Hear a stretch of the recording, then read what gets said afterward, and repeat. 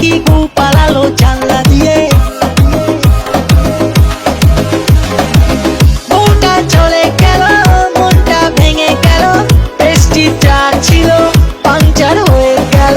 Rail লাইনে গলা দেব তখন আমি ভেবেছিলাম, তারপর হঠাৎ করে লাইটে আমার টুম্পা এলো। ও টুম্পা সোনা দুটো হামটি দে না, আমি মাইরি বলছি আর খৈনি খাবো না। চাঁদনি রাতে আমি টুম্পার সাথে যাবো ডিনার ডেটে। কোচ মামা